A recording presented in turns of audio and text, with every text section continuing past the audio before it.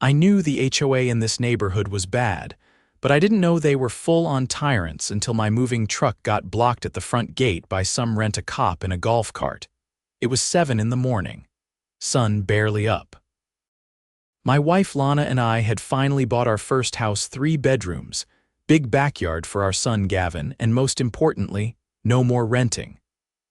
I was riding shotgun in the truck, and Lana followed in the car with Gavin in the backseat, half asleep with a stuffed dinosaur jammed under his arm. We were excited, nervous, ready to start fresh. Then she showed up. Her name was Debra. Of course it was, stringy blonde bob, oversized sunglasses, clipboard clutched like it was a weapon. She stepped in front of the truck like she was stopping a tank in a war movie. "You can't bring that in here," she snapped, tapping the hood with a red manicured nail. "Trucks over 20 feet need a permit." I leaned out the window. "It's a moving truck. I live here now." She barely looked at me. "Do you have a permit, Gregory?" I blinked. "How do you know my name?" Debra raised the clipboard. "HOA records. You closed escrow Friday. Didn't you read the rules packet I had? All 42 pages of it. Nothing about needing a permit to move in." "Ma'am," I said, trying to stay calm, "my family's behind me and the truck's burning rental hours. We're not unloading a circus, just moving boxes into our house." She crossed her arms. "No permit, no entry. You can park outside the gates and carry everything in by hand." The security guy, a teenager with a fake badge and a real attitude, just stood there, arms folded, like he was guarding Fort Knox. I looked at Lana through the rearview mirror. She was already shaking her head, mouthing, "Don't lose it." I took a breath. "You're blocking my lawful access to my property. That's not gonna fly." Debra smiled, the kind of smile that says she's been waiting for this exact moment to ruin someone's day. "Rules are rules. I'm the HOA president." "You should have planned better." I grabbed my phone and dialed. "Who are you calling?" she asked. "The county sheriff," I said. "If you're illegally denying access to my property, that's false imprisonment." She laughed like I'd just told her the moon was made of cheese. "You're being ridiculous." I put the phone to my ear. "We'll let the law decide." The dispatcher picked up quick. I gave her the situation, clear and polite. A private association was preventing me from accessing my own property without any legal basis. She asked if anyone was being threatened. I said no, not yet, but they were interfering with a lawful move-in. Behind me, Lana stepped out of the car with Gavin still clutching his dinosaur. She folded her arms and leaned against the hood, watching. She was always calm under pressure. But I could tell by the way she kept glancing at the truck's digital clock that we were on borrowed time. "They'll send someone out," I said, ending the call and tucking the phone back in my pocket. Debra raised one eyebrow. "You're wasting taxpayer resources over a moving delay." I looked at her clipboard. "Actually, I'm documenting unlawful obstruction of property rights. You might want to get your legal team on standby." "I am the legal team," she said, eyes narrowing. That was interesting. I'd assumed she was just one of those self-appointed neighborhood tyrants. But if she was actually claiming legal authority, things just got a whole lot more serious. "Then you know you're walking a fine line between civil nuisance and criminal interference," I said. She stepped back, finally out of the truck's path, but the security kid didn't budge. He just looked nervous, shifting his weight like he was waiting for permission to breathe. "Until law enforcement arrives," Debra said, "this truck does not pass." I sat back in the cab and killed the engine. "Fine. We'd wait." 15 minutes later, a cruiser rolled up to the gate. Deputy Morales stepped out, tall and broad with mirrored glasses and a no-nonsense walk. He looked from me to Debra to the security kid, then back to me. "You the homeowner?" "Gregory Miles. Closed Friday." "Just trying to move in." He turned to Debra. "You the one who called this in?" She didn't answer right away. Instead, she pulled a folded sheet from her clipboard. "Under the Rosefield Estates Covenant, Section E, Paragraph 4, we require oversized vehicle permits for." He held up a hand. "Ma'am, I'm not here to interpret HOA bylaws. I'm here because someone reported unlawful obstruction of property access. That's a civil matter unless it crosses into criminal interference." So let's get one thing clear. Are you preventing this man from reaching his home? She hesitated. We're enforcing policy. That's not what I asked, she stiffened. This truck violates the community's traffic size limits. It's a safety issue. He turned to me. Is there an alternative entrance? I shook my head. Single gate community, this is it, he nodded. Then looked at the security kid. You got authority to block this vehicle? The kid glanced at Debra. She told me to. Let me be clear, Morales said, stepping closer. If you block this truck again without a court order or emergency condition, you could face criminal charges, not the HOA. You? The kid stepped back like he'd touched a live wire. Debra opened her mouth, but Morales cut her off. Ma'am, I'm going to advise you to step aside. This is not a matter for your HOA. It's a matter of private property rights. If you believe a violation occurred, you can file a civil complaint. But you do not get to enforce policy with physical obstruction. She didn't move. He leaned in, voice low but firm. You want to spend the afternoon in a holding cell? That did it. She stepped aside, breathing through her nose like she was trying not to explode. I fired up the engine and eased through the gate. Morales gave me a nod as we rolled past. Document everything, he said. They've been warned. Lana followed through behind us, her window down just enough to give Morales a grateful wave. Inside the neighborhood, it was like driving into a different world. Perfect lawns, identical mailboxes. A silence that felt sterile, like a museum. Lana pulled up beside me once we reached the driveway. She was waiting for us, she said. That wasn't random, I nodded. She had my name ready before I even said a word. Gavin hopped out of the car, eyes lighting up at the backyard we'd promised him. He dashed around the side gate with his dinosaur, already exploring. We started unloading, and for a while it was normal. Cardboard boxes, a cooler full of sodas. I got the couch in with only one scraped knuckle. But around noon, the doorbell rang. It wasn't Debra this time. It was a man in a polo shirt with the HOA logo stitched over the heart and a clipboard of his own.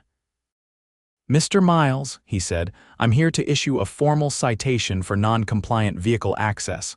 I stared at him. The sheriff just cleared us to enter. Yes, well, that may be, but under our bylaws you're still subject to administrative penalties. This is a first notice. A fine of $250 has been assessed to your account. I took the paper without reading it. And who signed off on this? The board voted this morning. You mean Debra voted, alone? He glanced down. The president has discretionary authority under emergency conditions. What emergency happened between me entering the gate and now? He didn't answer. Just handed me a yellow carbon copy and walked off. Lana leaned in from behind the door. You're not paying that. Not a chance.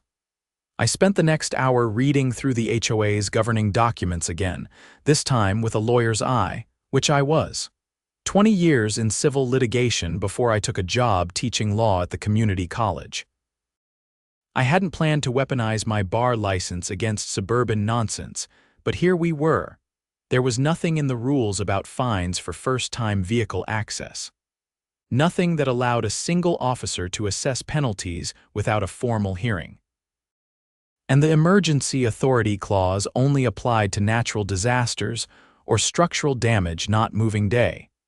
I wrote a formal notice of dispute, citing 5 separate violations of due process under the Davis-Sterling Act. Then I printed 3 copies and hand-delivered one to Debra's mailbox, one to the board's drop box, and one to our fridge. By sunset, we were mostly unpacked. Gavin was asleep on a pile of blankets. Lana was on the back porch with a glass of wine. I joined her with a soda and sat down beside her. So, she said, we just declared war on the HOA day 1. Not war, I said, just due process. She laughed once, short and tired. You think she's gonna back off? No. But I think she just made her first mistake. Because while she was busy flexing her imaginary authority, she forgot one thing. Everything she did was documented. The call to the sheriff, the false claim of an emergency, the fine with no hearing, and I knew exactly where to take it next. The next morning, I was on my laptop before sunrise, cross-referencing the HOA's bylaws with the civil code. I'd already filed the notice of dispute, but I wasn't going to stop there. If Debra and her little junta wanted to play bureaucratic hardball, they picked the wrong homeowner. At exactly 8:30, I walked into the county recorder's office with a cup of burnt gas station coffee and a folder thick enough to make a thud when I dropped it on the counter. Inside were copies of the HOA's Articles of Incorporation, a request for public financial disclosures, and a formal inquiry into their registered nonprofit status. If they were collecting fines and enforcing rules under a claim of nonprofit authority, they had better be able to prove their compliance. The clerk, a woman in her 50s with a badge that simply read Marcy, looked over the documents and raised an eyebrow. "Rosefield Estates HOA?" she asked. I nodded. "Yeah." She leaned in, dropping her voice. "You're not the first to come poking around about them." I tilted my head. "Really? Got 2 complaints last month." One claimed the board altered vote counts at a budget hearing. Another said the treasurer's been paying for consulting fees to a company that doesn't exist. "You have the complaint files." She paused. "I can't hand them over unless there's an open investigation, but you can request a public audit under the Transparency Act. If they're registered as a common interest development nonprofit, they're required to comply." I filled out the paperwork right then and there. By noon, I was home again. Lana was out with Gavin, exploring the neighborhood trails. I took the quiet as a chance to install a set of discrete cameras, one above the front door, one facing the driveway, and another tucked beneath the eaves watching the mailbox. I had a bad feeling Debra hadn't taken yesterday's defeat well. I was right. At 4 in the afternoon, a white SUV rolled up and parked across from our house. 2 men stepped out. One wore a shirt with the HOA emblem stitched across the back. The other had a camera strapped to his vest. I opened the door before they could knock. "Gregory Miles?" the first man asked, holding a small notepad. "Yes. We're here to conduct a compliance inspection. Routine." "I didn't request an inspection." "No, but the board has the right to perform unscheduled property audits if violations are suspected." I leaned against the doorframe. "What violations?" He flipped a page. "Unapproved exterior modifications, possible landscaping discrepancies, improper trash receptacle placement." I stared at him. "You're seriously here about garbage cans?" The man with the camera started recording. I folded my arms. "You're trespassing." "I haven't received notification of any violations. You're not entering my property without a court order." The camera guy didn't stop recording. I pulled out my phone and began filming too. "You're violating Civil Code Section 4715. No inspections without 72 hours notice unless there's an emergency. This isn't one." The notepad guy didn't flinch. "Then you'll be reported as uncooperative." I gave a dry laugh. "You can report me to whoever you want." "You're done here." They left, but not before taking photos of my mailbox and measuring the distance from my porch light to the sidewalk with a laser rangefinder. That night, Lana and I sat on the porch with the cameras running and a printout of the HOA's last annual budget on the table between us. I'd gotten it through public records. Something stuck out immediately. "Look here," I said, pointing to a line item buried near the bottom. "Security services $18,000 paid to a company called Apex Civic Solutions." "What's wrong with that?" Lana asked. "Apex doesn't exist." I pulled up a business license search. Nothing. No entity by that name registered in the county, no tax ID, no contact number, just a P.O. box that traced back to a UPS store 20 miles away. "You think they're laundering HOA funds?" she asked. I nodded slowly. "Or someone's pocketing money under a fake company name." We filed a fraud report with the state regulatory board that night. I included copies of the financial statements, the non-existent business license, and the invoice trail showing 3 years of payments to Apex, which, conveniently, always rounded to even amounts and were never itemized. The next day, things escalated. I got home from dropping Gavin at school to find a bright orange violation notice taped to our garage door. It accused us of deliberate obstruction of compliance inspection and imposed a fine of $500, due within 10 days. No signature, no hearing offer, just a threat. I walked straight to the sheriff's substation and handed them the folder. Deputy Morales wasn't on duty, but a woman named Sergeant Hill took over. She had a quiet, analytical way of reading documents, no emotion, just silent calculation. When she finished, she glanced at me. "You sure about Apex Civic Solutions being fake?" I nodded. "I've practiced corporate law for 20 years. I've never seen a vendor this cleanly non-existent." She tapped the invoice page. "So they're collecting money from homeowners and funneling it into a ghost account, or someone's account." "But yes," she stood. "This is enough for a preliminary fraud inquiry. I'll file it with the county's white-collar division. If even $1 of HOA dues were misappropriated, it's a felony." That night, I got a call from a man introducing himself as Detective Arlen from the county's Financial Crimes Unit. He confirmed that Apex had never filed a tax return, never issued a W-9, and had no payroll history. "We suspect the payments are being rerouted," he said. "Could be internal embezzlement." I asked if that included the fines being levied. He paused. "If they're collecting fines under false pretense and depositing them into the same fund Apex is linked to, then yes." That's fraud. 2 days later, I received a letter in the mail not from the HOA, but from the county prosecutor's office. It confirmed that an active investigation was underway and that I would be contacted as a witness. It also stated that all further enforcement actions by the HOA against my property were to be frozen pending review. Lana read the letter over my shoulder. "So that's it. They're finally getting nailed." "They're getting watched," I said, "which is worse for people like Debra. They don't know what the investigators already know, so they'll panic." And panic they did. By Friday, 3 other homeowners approached me. One had received a fabricated violation for unauthorized holiday decorations in June. Another said their dues had jumped without notice, and the board refused to provide a budget breakdown. The third claimed the HOA added a maintenance surcharge for lawn care on properties the HOA didn't own. I met them in our backyard and laid it out. "They're running a racket," I said.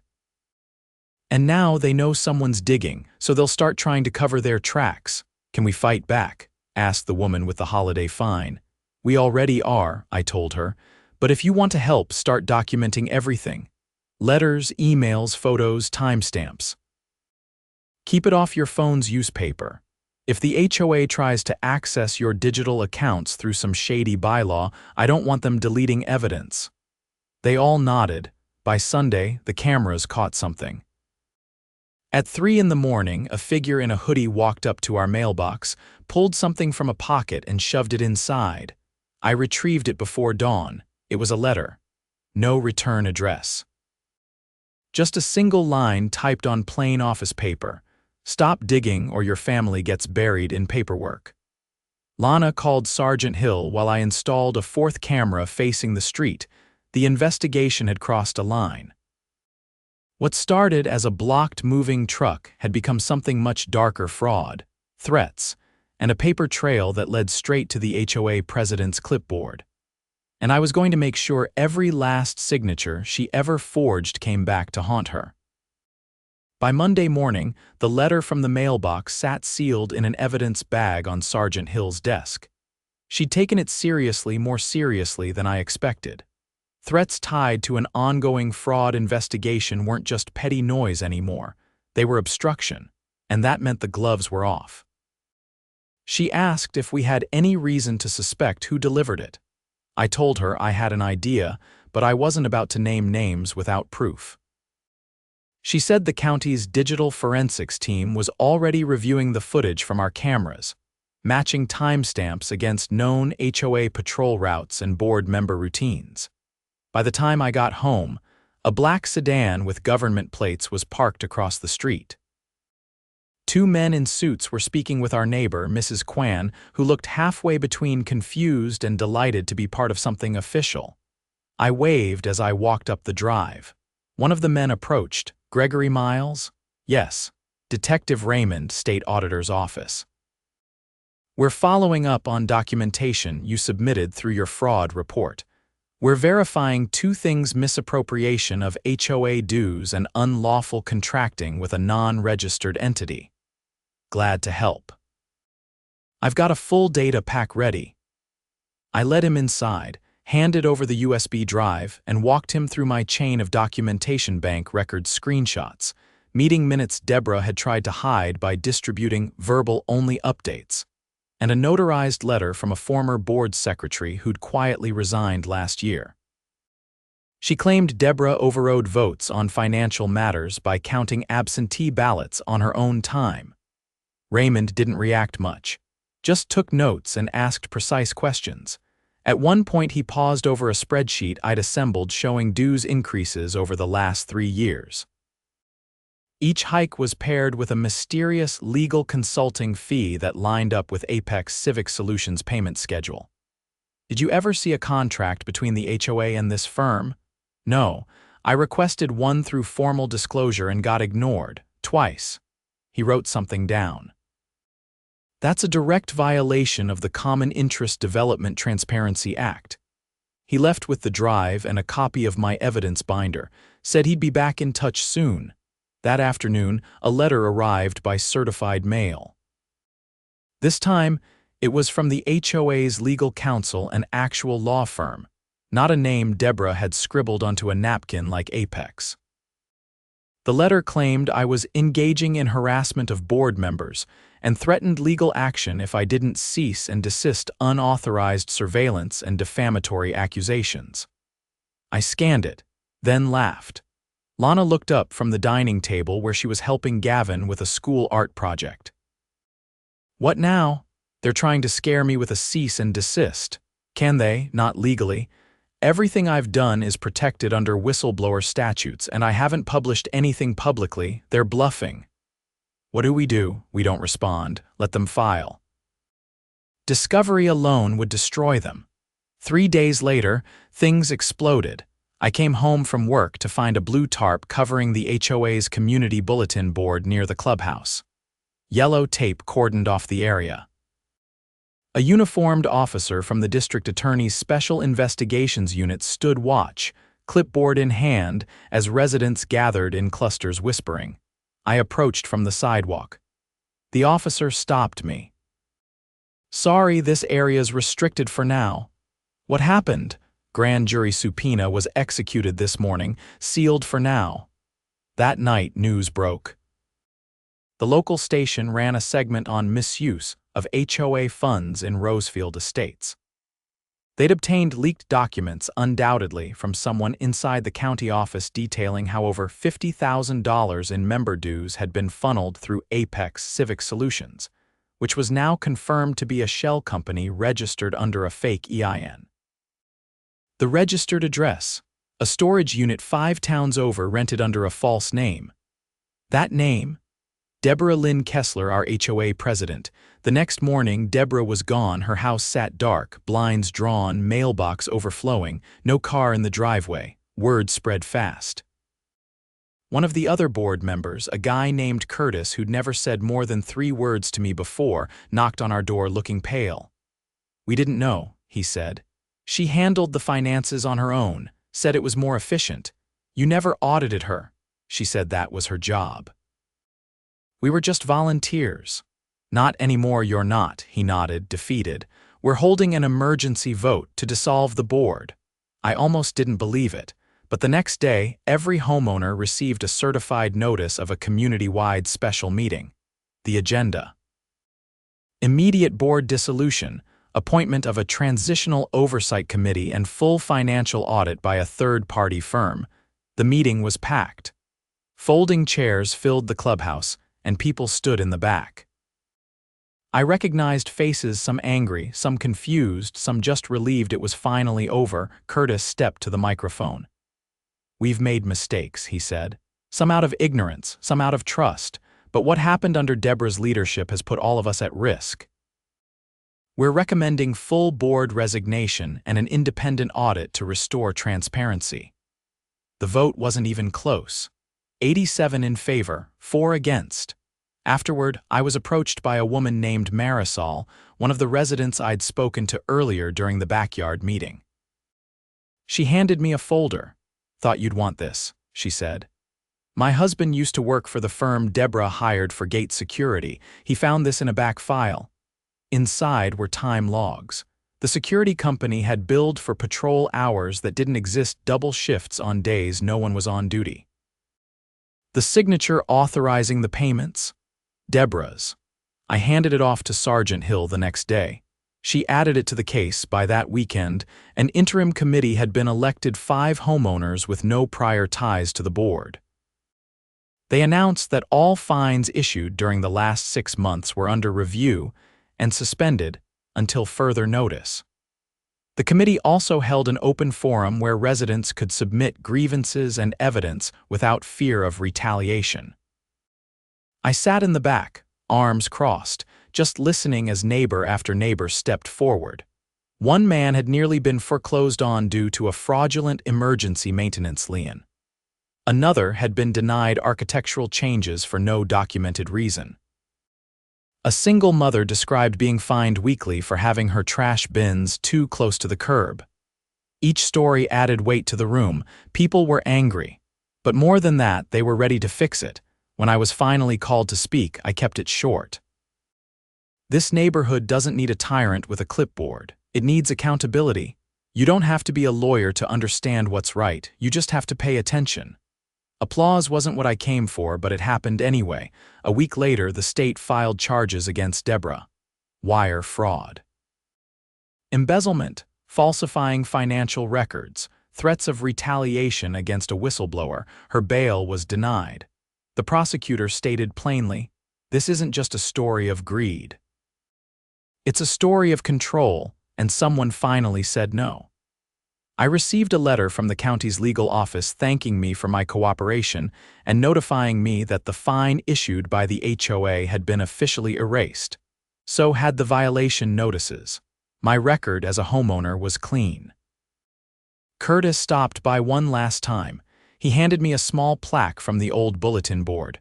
"We're replacing it," he said. "Figured you earned this one." I looked down. It read, "Rosefield Estates, HOA founded 1994. I turned it over and laid it in the trash can by the curb." I think we're better off without it. As the sun set, Lana poured 2 glasses of wine. Gavin ran through the yard with a kite, his stuffed dinosaur tied to the tail like a co-pilot. The cameras still ran out of habit more than necessity, but things felt quieter now. Real. We had moved into a neighborhood ruled by fear disguised as authority. Now, we were part of a community that had remembered who really owned it.